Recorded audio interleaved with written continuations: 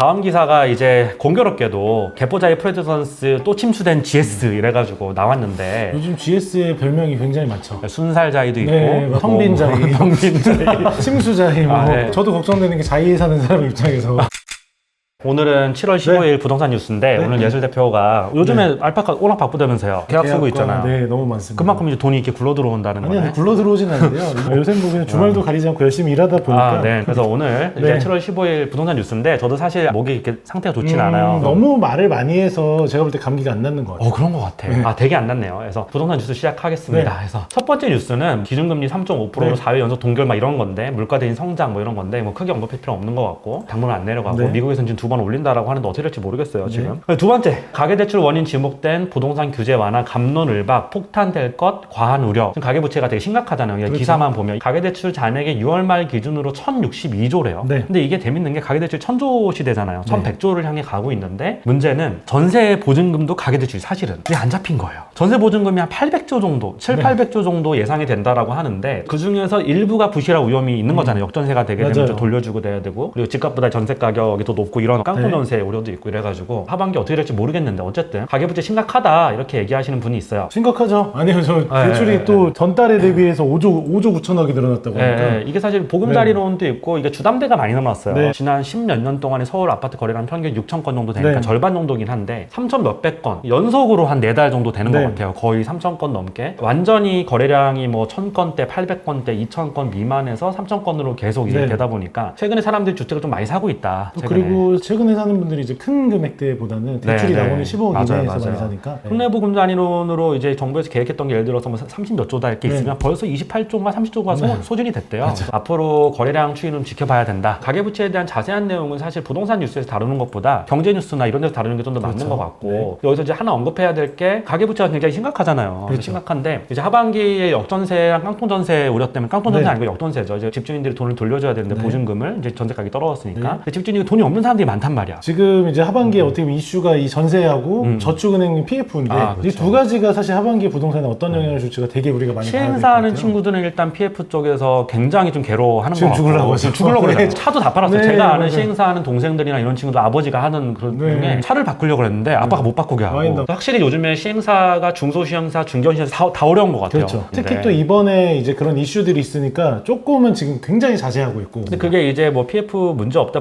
얘기하는 네. 건 약간 좀 사기인 것 같고 실제로 문제 좀 있죠. 하반기부터 네. 문제가 좀 터질 것 같은데 얼마나 문제 없이 막을 수 있느냐가 문제인데. 맞아요. 네. 그런 부분들이 좀 타격이 없길 바라고 네. 정부에서 정책을 많이 내놓고 있으니까. 근데 어쨌든 역전세 우려 때문에 돈을 돌려줘야 되잖아요. 그렇죠. 그래서 정부에서 이제 꼼수를 쓴 거야. 집주인들이 돈이 없는데 집주인들 전체를 대상으로 하는 건 아니고 전세 자금을 네. 돌려주는 경우에 한해서 DSR 규제가 맞아요. 아니라 DTI 규제를 적용하겠다. 네. 좀 이게 어려워요. 중간동화 기사인데 7월 15일 날 오늘 나온 거 오늘. 네. DTI랑 DSR 차이가 뭐냐. 되게 재밌는 게 뭔지 알아? DTI는 총부채 상환 비율이고 그렇죠. DSR은 총부채 원리금 상환 비율이야. 재밌는 게 산정 방법에 보면 주택대출 원리금 상환액에 기타 대출 이자 상환액을 더한 거에 연간소득을 나눈 거예요. DTI가. 근데 웃긴 게 DSR도 똑같아요. 개념은. 네. 근데 문제는 뭐냐면 DTI는 이자 상환액만 고려를 하는 거예요. 소득에 따라 대출 가능액 차이가 좀 있고 DSR은 기타 대출 원금과 이자를 모두 고려하는 그러니까 거예요. 원금이 들어간 거니까 훨씬 그렇죠. 더 강화된. 거기다가 DSR 규제는 40%잖아요. 네. 근데 DTI 규제는 60%입니다. 65% 죠. 그래가지고 대출을 풀어주겠다. 사실은 이제 연소득이 굉장히 많으면 DSR이든 DTI든 상관없어요. 근데 그런 집주인들이 뭐 얼마나 있겠어요. 그렇죠. 대한민국의 0.1%. 그러면 사실 전세자금도 걱정 안 하죠. 그렇게까지 연소득이 많은 집주인들이 아주 극소수기 때문에 그렇죠. 특히 다주택자들 네. 생각보다 이러더라고요. 그러니까 부동산 분석하시는 분들 보면 대한민국의 다주택자들이 돈이 없대요. 근데 모든 집값을 견인하는 건 또 다주택자고. 그렇죠, 그렇죠. 네. 다주택자들이면 보통 2주택을 얘기하는 게 아니라 2주택도 물론 포함이 되지만 뭐 3, 4, 5, 6, 막 10개 막 이렇게 가지고 계신 분 중에 성금이 있는 분이 거의 없다는 거예요. 주식 코인도 비슷하잖아요. 진짜 있는 분들은 별로 없잖아요. 전세 제도 때문에 이게 가능한 거잖아요. 네, 맞아요. 이렇게 레버리지를 거의 무한대로 쓸 수 갭투자로. 있는 게 네. 갭투자로 많이 주택을 가지신 분들은 정말 돈이 없다고 그러더라고요. 그래서 지금 다주택자 중에서는 거의 전세자금 100%로 해가지고 집 산 사람들이 많을 거예요. 그러니까요. 그래서 지금 이거를 정부에서 연쇄적으로 이제 도미노처럼 파산 위기 돌려주지 못하면 난리가 나잖아요. 네. 그래서 이제 DSR 규제 네. 대신에 DTI 규제를 적용을 해주겠다. 일부 집주인 한해서. 근데 여기에 대한 비판도 되게 많아요. 왜냐면 아까 우리가 봤던 그 기사가 가계대출 너무 심각하다 이런 그렇죠. 기사잖아요. 근데 한국의 가계대출 대출이 이렇게 심각하고 이자도 내릴 기미가 안 보이고 미국은 연준에서 이제 2번 정도 더 네. 올린다고 얘기를 하고 있는데 이 상황에서 1060조나 되는 상황에서 이걸 또 집주인들이 어떻게 보면 모럴 해저드인데 네. 그들의 모럴 해저드를 대출 규제를 풀어서 이제 대출로 막겠다는 거잖아요. 그렇죠. 이거를. 답이 없어서 그런 거 같아요. 답이 없어요. 어제 다음 기사로 넘어가 보면 이거 영재가 할 얘기 많을 것 같아. 네? 반포 반포 대장주 대장주. 자리 바뀌나 이건 자극적인 기사야 사실 네. 이거. 오늘 영재 어떻게 생각해? 아리팍 원벨리가 있어요. 바뀌겠죠 당연히. 위치가 훨씬 원벨리가 좋으니까. 원벨리가 또 좋다고 생각하세요? 네. 저는 아리팍은 좀 바뀌었다고 생각해요. 근생 이용하는 것도 어렵고 물론 그냥 조용히 살긴 좋은 것 같은데 반포의 인프라들이 이용하기에는 물론 걸어나가서 한 10분 걸어나가면 되니까 그게 문제냐라고 하시는 분도 있겠지만 실제로 저도 바로 건너편에 사니까 고속터미널 반센자. 바로 건너편에 사니까 진짜 접근성 좋거든요. 저는 반포자의 구석동만 들어가도 짜증날 것 같아요. 맞아. 최근에 반포자이 시거래가들을 분석해보면 되게 재밌는 결과들이 나오는데 반포자이가 이렇게 부채꼴 모양으로 생겼어요. 근데 당연히 경부고속도로에 맞닿은 작은 평수들은 시세가 잘 안 나오는데 시끄럽고 분진 많고 이러니까. 근데 재밌는 게 반포자이가 이렇게 생겼잖아. 근데 이쪽에 있는 부분이 너무 붙어있으면 또 고속터미널 가까워서 이제 안 좋아. 근데 그쪽 뒤에 있는 동들이 제일 비싸게 거래가 되고 경부고속도로 쪽에 구석에 박히는 데가 있거든. 거기 완전 대로변에. 거기가 제일 싸게 거래되더라고. 그러니까요. 되게 재밌더라고. 불편해요. 3,400세대니까 구석에 있는 데는 그 신세계백화점까지 가고 그게 너무 먼 거예요. 맞아요. 이쪽에 있으면 나는 또 이제 가깝고 원베일리도 3,000세대면 그렇지 않을까요? 그렇긴 해도 아리팍보다는 가까우니까. 그리고 원베일리는 구석인 데는 장점이 한강이랑 가까워요. 원베일리 같은 경우는 제가 반포대교 지나가다 보면 고가가 있잖아요. 고가를 넘어가다 보면 여기 있는 아파트들이 있어. 그럼 분진하고 소음 이게 굉장히 좀 많이 영향이 좀 있을 것 근데 같아요. 뭐 반포 자체가 분진과 소음의 천지기 때문에 살아있는 분진이기 때문에 왜냐면 나인원한 남도 이 안쪽으로 들어오면 네. 진짜 조용하거든요. 네. 바깥쪽에 도로변하고 맞닿은 세대들은 생각보다 되게 시끄러워요. 그래서 제 후배가 거기 살고 있는데 지금 전세로 자기는 매매를 해도 거기 안 사고 싶다 이렇게 얘기를 하더라고요. 근데 안쪽도 되게 조용해요. 이게 동 호수에 따라서 좀 이게 차이가 나서 그런 부분 좀 보시면 좋을 것 같고 제가 이 얘기를 왜 하냐면 이 기사에서 우리가 여러 가지들이 있는데 우리가 하나 고려 안 한 게 있어. 학군.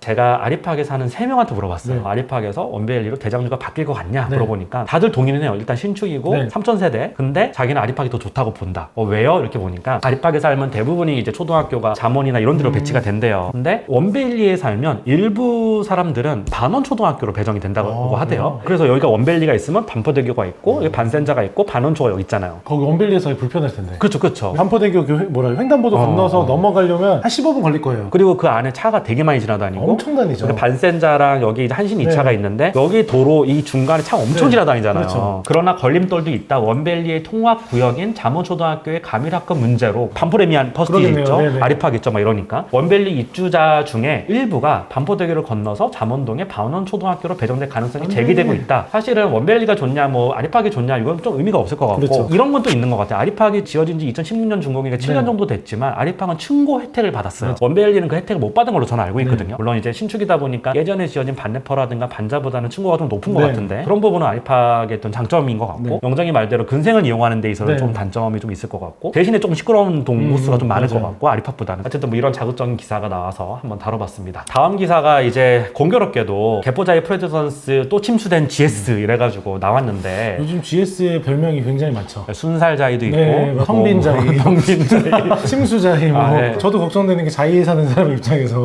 근데 반센자는 아직 침수된 적 없잖아요. 거의 안 돼요. 그 자리가 조금 높은가 봐요. 그래서 작년에도 비 8월달에 엄청 많이 왔잖아요. 지하 주차장이 약간 물이 적셔져 있는 정도지 침수는 안 됐거든요. 비극적인 게 우리가 자꾸 개포자의 프레지던스 이게 참 이게 우리 촬영 처음 했을 때부터 일주일 넉작제부터 두 번. 벌써 또 침수가 됐는데 이번에 이게 사진을 보니까 완전 그냥 물에 잠겨 있어 그냥. 거의 약간 한강 시민공원에 잠긴 것 같은 느낌으로. 잠수교 잠긴 것 같은 네, 느낌으로. 맞아요. GS 쪽에서는 부실이 아니다. 낮은 지대라서 큰 배수관 교체를 검토하고 있다라고 얘기를 하고 있고, 근데 이게 이제 구조적인 어떤 문제가 있다라고 이제 입주민들은 얘기를 하고 있나 봐요. 근데 집값 떨어질까 봐 또 취시하는 분위기도 좀 있지만 사실 개포자이뿐만 아니라 뭐 흑석도 뭐 흑석자이도 네, 뭐 네. 침수됐다 그러고 최근엔 또 GS에서 인천 검단 신도시의 지하철이 무너져 버렸잖아요. 네. 그 다음날 GS 건설 주가가 거의 엄청나게 많이 빠지는. GS만이 문제는 아니잖아요, 이게 사실. 원래 시공을 할 때 보면 띄어먹고 이런 거 엄청 심해요. 그래도 이제 시대가 지나면서 조금씩 변해야 되는데 아직까지도 사실 이런 일, 그리고 특히 아파트 같은 경우는 워낙 또 대형 공사인데 보통 우리가 무슨 중소시공사나 중견시공사도 그렇죠. 아니고 1군 그렇죠, 시공사잖아요. 1군인데 저기도 사실 다 하청이다 보니까 그 하청 업체를 관리를 하는 게 사실 대형 시공사의 역할인데 그게 안 됐던 것 같다는 생각이 드네요. 그래서 제가 그래서 이거를 좀 찾아보니까 네. 감리를 하잖아요. 네. 근데 감리만 제대로 돼도 이런 일이 없다는 그렇죠. 거예요. 감리를 하기가 힘든 게 감리를 뭐 대충 하는 것도 있지만 감리를 제대로 하려고 해도 이미 다 타설이 다 끝난 다음에 네. 감리를 해서 하지 못하는 경우도 되게 많고, 그리고 사실 건설 현장에서 일하시는 분들 중에 좀 야인들이 되게 많대요. 그렇죠. 실제 이렇게 시공을 하라고 해도 그걸 또 밑에서 또 빼먹는 경우가 있고 네. 몰래 또 빼먹는 경우가 있고, 철근의 이 두께를 조금만 얇게 써도 이 이익이 되게 많이 남는데요. 그렇죠. 근데 그건 알 수가 없으니까 이런 경우가 너무 많다 그러더라고요, 사실. 이거는 사실 진짜 잡아내기가 쉽지 않죠. 진짜로 법을 굉장히 세게 해서 엄청 처벌을 강하게 하는 것밖에 없는 것 그렇죠. 같아요. 이거는 진짜 기사들이 여러 개가 나와 있어요. 또 자해해서 개포 이어 흑석 또 침수 천장에서 막 물이 막 미친 듯이 떨어지고. 작년에 생각해보니까 우리 비만이 올 때 저희 자리에서는 엘리베이터가 멈췄어요. 그래서 걸어 올라갔잖아요, 16층까지. 한 동에 엘리베이터가 3-4개씩 있잖아. 저희 2개였는데 2개 다 멈췄어요. 올해는 또 그런 일이 안 네, 생기길 맞아요. 바랍니다. 네. 네. 어떻게 보면 시공사가 이거를 이제 시공을 할 때 이 네. 정도 되는 배수 파일을 써야 그렇죠. 되는데 여태까지 비가 이렇게 많이 안 왔잖아. 네. 근데 한 번에 이제 막 단시간에 몰아치는 비가 이제 요즘에 스콜성격으로 바뀌어가지고 이렇게 되다 보니까 변화가 진짜 심각해진 것 같아요. 네, 이 배수를 아예 바꿔야 되는 것 맞아요.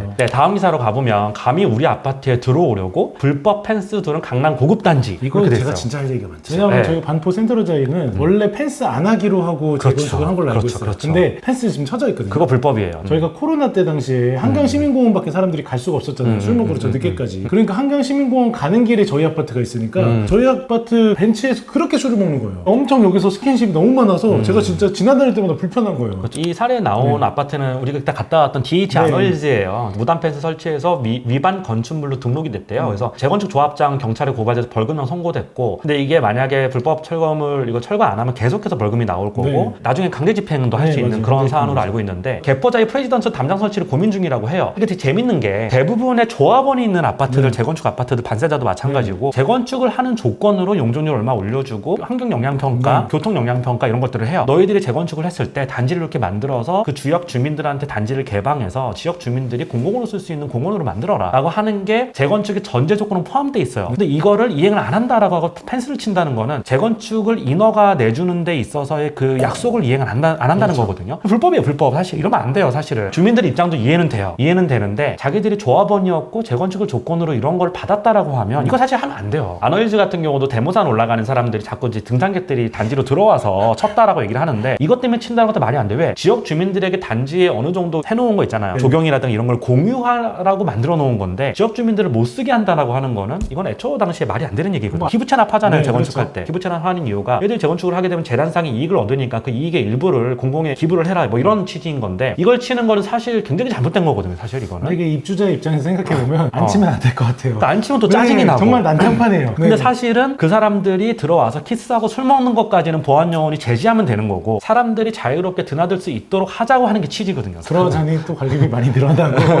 기사에 나와 있어요. 해당 아파트들은 과거 정비계획 설립 당시부터 개방형 아파트를 허가를 받은 것으로 파악됐다라고 했잖아요. 그러면 입주자 외에 다른 사람들이 들어오는 게 싫으면 개방 안 하겠다라고 해서 정비계획을 설립한 다음에 허가를 받으면 되거든요. 그럼 용적률 인센티브나 이런 게 좀 적어져요. 그거를 수용하면 되는데 난 이게 너무 이기적이라고 생각이 드는 게 자기들이 용적률이나 이런 거 재단상의 이익을 취하는 걸로 최대한 취하고 싶고 막상 살다가 불편하니까 이거를 안 하겠다? 그러면 이제 재단상 이익만 취하고 시랑 약속했던 거, 구랑 약속했던 걸 안 하겠다는 거잖아요. 저는 재산상 이득을 못 취했습니다. 아, 그렇죠. 네, 세입자이기 때문에. 아, 그 조합원이 아니잖아. 아, 근데 개방형 아파트 자체가 저는 강남 지역에 특히 대모산이든 한강 주변에 있는 아파트에서 말이 안 된다고 생각해요. 그러면 처음부터 용적률 이렇게 받으면 안 됐었죠. 그렇죠. 조합원들이 잘못한 거예요, 이거는. 그렇죠. 자기들이 그런 식으로 만들어서 이제 정비계획 설립해가지고 허가 받아놓고 나중에 살다 보니까 그냥 펜스 치면 되지 이런 식으로 안일하게 생각하는 거는 어떻게 보면 공공의 복리를 위반하는 거다. 메이크 센스 합니다.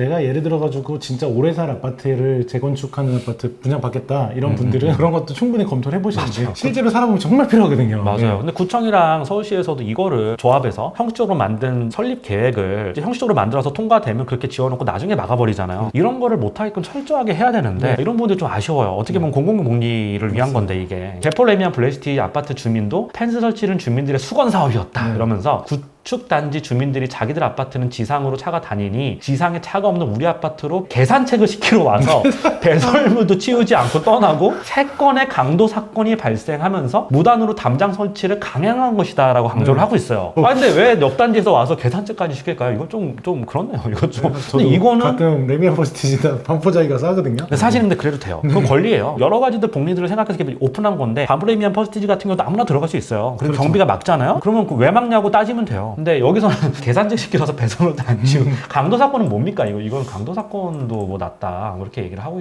있네요. 뭐 이해가 안 되는 건 아니지만 네. 정비 계획부터 그러면 용적률을 좀 덜 가져가야 되는 거 아니냐라고 생각합니다. 이런 경우는. 다음 기사로 넘어가 보면 이게 헌법재판소 판결이에요. 3기의 어떻게 저걸 헌재까지 가냐? 나 이거 진짜 놀랬어. 이거. 황당하다 진짜. 네, 이게 뭐냐면 상가 임대차 보호법상 3기의 차임액을 연체한 임차인의 권리금 회수 기회를 박탈해도 된다 뭐 이런 거잖아요. 그렇죠. 그러니까 왜 3기 동안 연체하냐 뭐 이런 거잖아요. 그렇죠. 그래서 근데 이 임차인이 빡쳤나 봐. 헌재까지 갔어. 이 법이 잘못됐다고. 이런 경우는 없지 않아요? 저렇게 보호해주는 법도 잘못됐다고 생각하는데 저랑 법에 대한 관점이 좀 다르신 것 같은데 임대차 보호법이라는 것 자체가 사실 3기 임차를 연체를 하면 그냥 명도예요. 과실 사유가 되기 때문에 저런 거에 대해서 어떻게 저런 말을 할 수 있다는 것 자체가 그러니까 이 사고방식이 난 너무 독특한 거 이게 같아요. 저는 의뢰 횡포가 아닌가. 네, 사실은 상가임대차 보호법이 임차인을 일방적으로 보호하는 것들이 되게 많거든요. 그렇죠. 임대인은 강자로 보고 임차인을 약자로 봐서 네. 어떻게 보면 한 번 이제 계약을 맺으면 10년 동안 이제 아예 명도 그렇죠. 못하게 되고 5% 이내로 제한하게 되고 거기에 집가가 엄청나게 올라도 못 쫓아내게 되고 이렇게 돼 있잖아요. 우리나라만큼 이렇게 임대차 보호법이 강화되어 있는 나라가 없거든요. 거의 없어요. OECD 국가는 네, 거의 없어요. 그렇죠. 사실 이런 나라가. 그러면 최소한 임차인이 지켜야 될 건 뭐냐? 3기의 차임액을 연체하면 안 되는 거죠. 이것조차도 안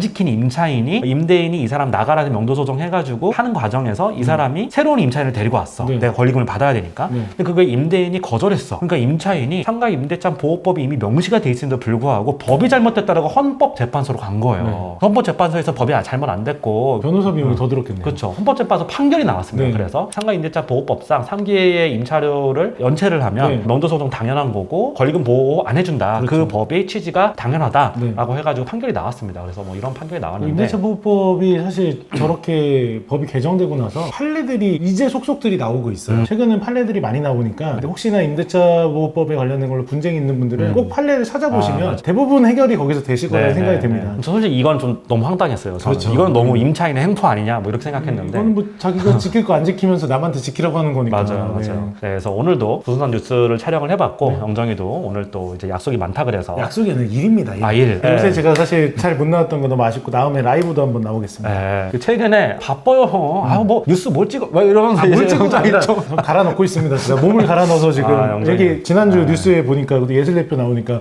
그 안경 쓰고 뚱뚱한 애왜 안 나오냐 하는데 오늘 한번 그 네. 라이브 한번 출연해. 우리 부동산만 딱 네. 해가지고 한번 하죠. 7월 27일. 네, 부동산 얘기만 한번 해보는 거예요. 7월 27일 날이니까 부동산 투자랑 네. 그리고 이제 우리가 부동산 뭐 건물 같은 거 볼 때 어떤 거 봐야 되는지 궁금하신 거 있는 분들 다 질문 주세요. 완전 생 라이브로. 네, 제가 대답 못하는 건 영정이가 많이 해줄 거니까 네, 저는 뭐 잘 실무 이런 거 많이 안 해봤으니까 판례는 물어보지 마시고요. 네, 네, 알겠습니다. 오늘도 네.